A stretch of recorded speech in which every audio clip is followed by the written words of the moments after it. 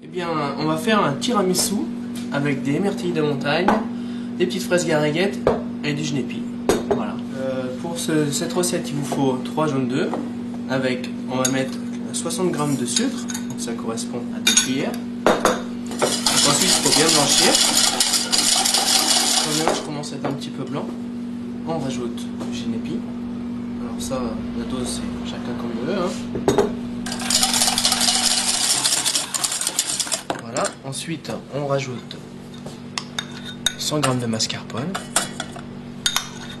Voilà. On dilue l'ensemble. Et ensuite, dans cette recette, on va mettre les 3 blancs d'œufs qu'on aura préalablement montés.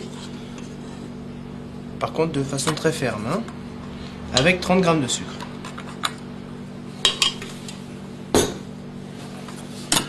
Donc là, il faut essayer de marier les deux produits sans faire retomber les blancs. Voilà. Donc on y va doucement pour avoir quelque chose de très onctueux. Donc ensuite, il vous faut un petit pot, quelques myrtilles. Donc on met les myrtilles au fond. Voilà. On met un petit peu de notre appareil. Ensuite, un disque de biscuit de Savoie.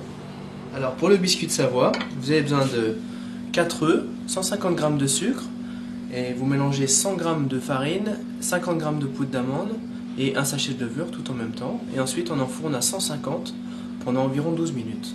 Et ensuite vous découpez des petits disques pour mettre dans votre tiramisu. Une toute petite goutte de genépi pour parfumer l'ensemble.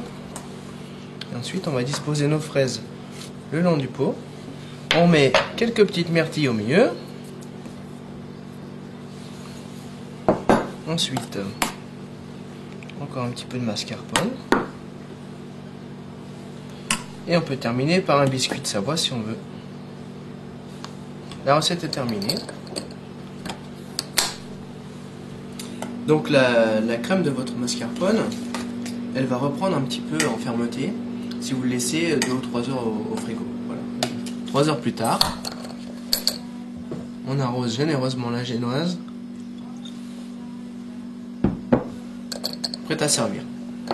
Et donc c'est servi comme ça. Voilà, en état.